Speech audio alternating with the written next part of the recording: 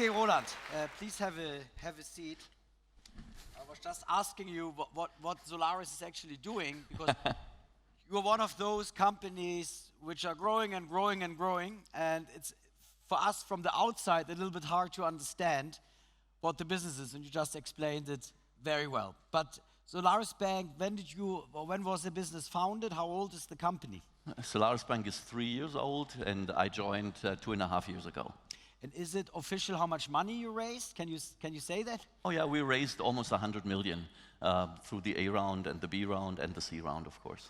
And you are incubated at FinLeap, is that rightly put? FinLeap is our mother and father, you can say. But you're completely operating independent today. Absolutely. They're diluted down to less than 50%. We have a broad spectrum of shareholders, some corporates, BBVA, IBN AMRO, Bertelsmann, Avato, Lakestar. So yeah, FinLeap. And do the strategic investors are looking for financial returns, or they're also giving you strategic value? I think they will eventually look for both, and they do give us strategic value, they give us help, but clearly the ambition level here is to build something big. I think, look, the financial technology industry is offering tremendous opportunities, and for a platform like ours that enables everybody basically to include financial services into your offering, I would say next couple of years look exciting.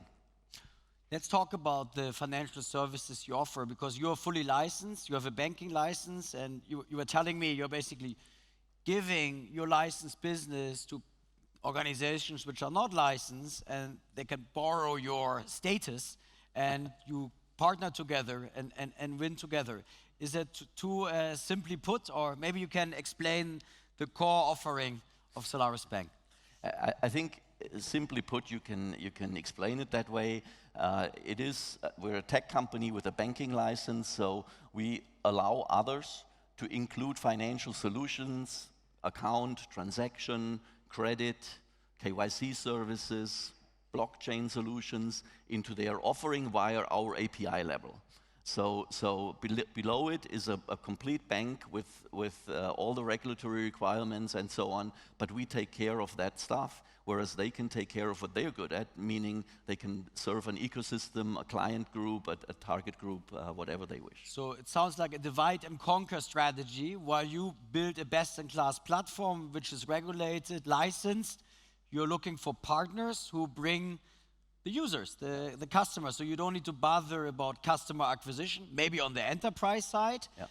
And can you name some of the partners you have, or is it all white-labeled and secret? No, not at all. You can see that on our website, and yes, that's right, we are B2B, so solarisBank actually always stays in the background. Ideally, I don't want to see any of the clients of our partners. And one just said here, Alexander from Smava, we have integrated a fantastic consumer finance loan into their offering.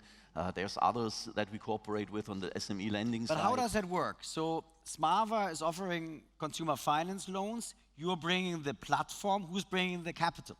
We do. You do also bring the capital? That's our credit. It's come from your balance sheet, or you have financings, debt, or? No, we have a balance sheet, and we use that when it comes to credits, and consumer finance is one product where I think we have a really cool state-of-the-art solution. This afternoon you saw Krishna with CarNext. Yeah.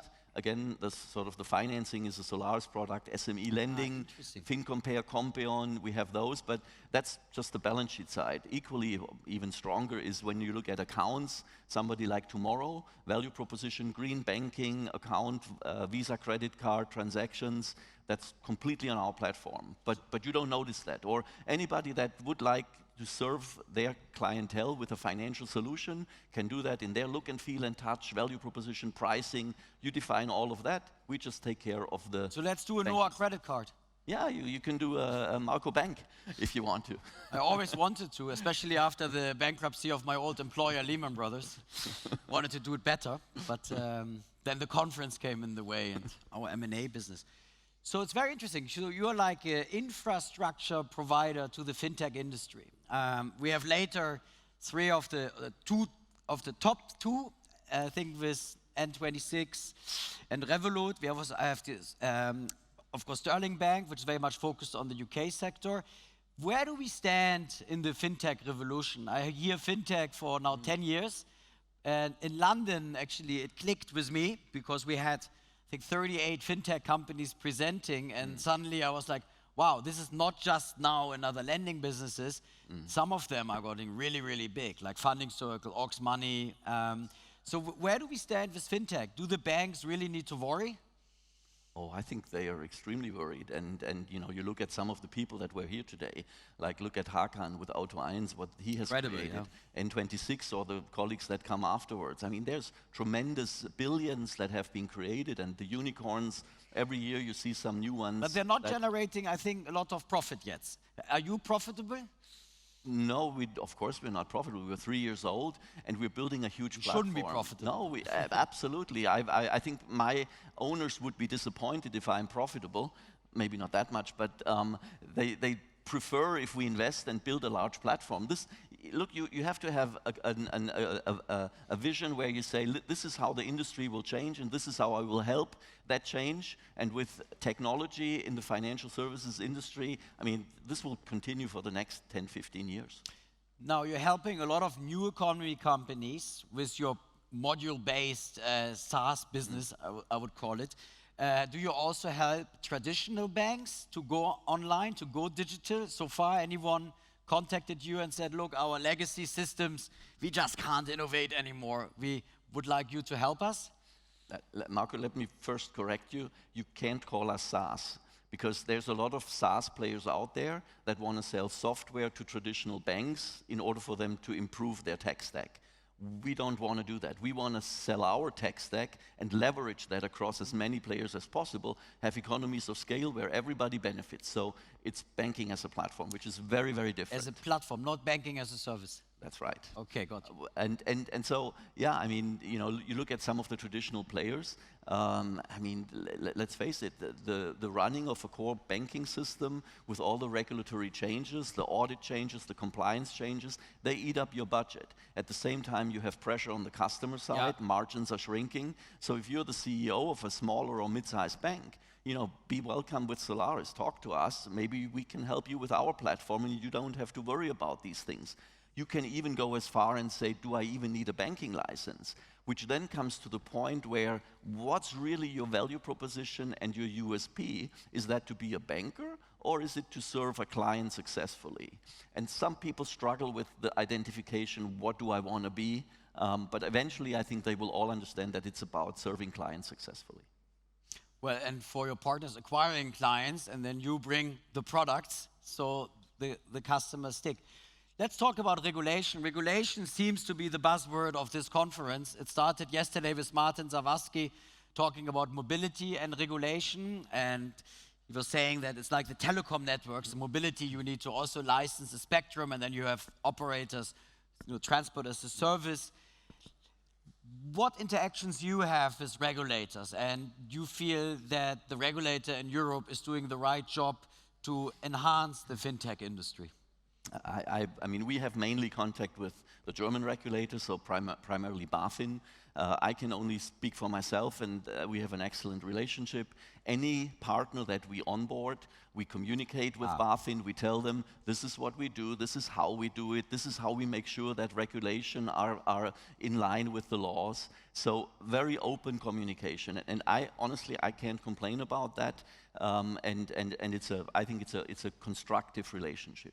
On a European level, of course, there are stipulations. You know, you look at some KYC rules, they're different country by country, and we need to address that. There's IBAN discrimination when you go to France versus Germany, where, again, you need to, those things eventually will be resolved, but I would say we're on an okay track. And interestingly, in America, you don't really have the Revolut or the N26. So while in some areas we in Europe seem to over-regulate GDPR, privacy laws, and sometimes we don't regulate at all, and then something doesn't develop, like the flying air taxis we had this morning on various stages. I think in America, the banking apps are not existent because there's a lot of protection for the traditional banks, right? So in Europe, we seem to having an open or a more open environment for FinTech startups. Is that right, or are you? Well, I mean, you can't compare the US environment with the European. You look at interest rates, and that's already a fundamental difference between those two continents. And I would say the low interest rates are really one of the main drivers that create a lot of innovation and tech revolution. Is that good? Probably in the long term it is. In the short term, of course, it hurts the established players, and you can see that if you compare the profitability between the big European and US banks.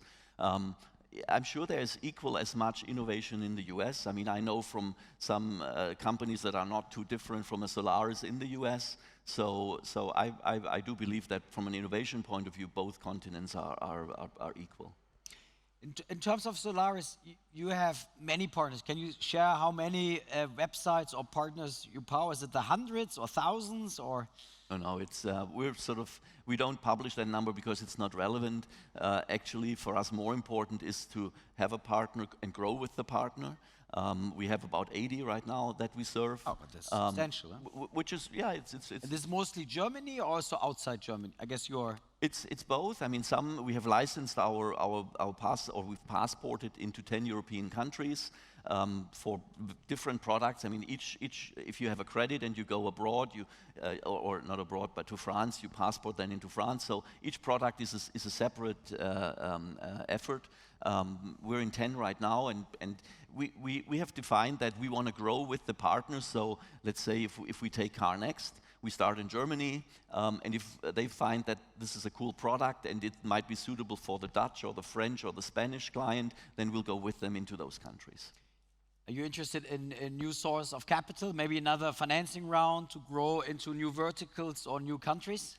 We're perfectly many fine. investors here? You're perfectly fine. We're perfectly fine when it comes you to have that. a lot of big names in your shareholder base. Is it sometimes complicated to manage all the different big corporates? OMG. It's a rhetoric question. Of course, but that's my job. Look, we have 9 supervisory board members. I mean, Wow. you know, and Every board meeting is a party. it's effort, but that's my job, and that's okay. You know, that's what is important for the company to keep the investors happy and create options for the shareholders. That when it comes to sort of future roads, we have options to go to. Do you have a competitor who does? I mean, of course, you have product by product lots of competitors, but I have not come. Well, Leveris helps. Unfortunately, his flight didn't make it. There was some storm yesterday. But do you have like a peer in Asia or in the US or even in Europe where you say they're the closest to us? Because you are a quite unique animal with solarisBank. No?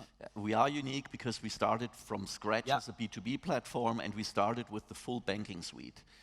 We do run into some players. I mean, somebody was just sitting here, Markus Braun. We encounter them in some RFIs, or we see Klarna, or sometimes others that are more manual driven in RFI processes. Yeah. But there's always competition out there, but I would actually welcome a bit more because my experience in the past has always been if you have more that try to work on the same type of market, it always creates a bigger market. How many users you need to become your customer in Germany? We have lots of startups and companies here who are thinking, hey, maybe I should offer some loans to my community. How big you need to be? It doesn't matter to us. Doesn't matter. We use modern technologies; they are scalable, and we grow with our partners. So I think anybody that wants to include financial services as contextual banking, as we call it, please be welcome. Be welcome and talk to us. Wonderful. Thank you so much. It was a great. Thank you very much. Oh, thank you. Yes.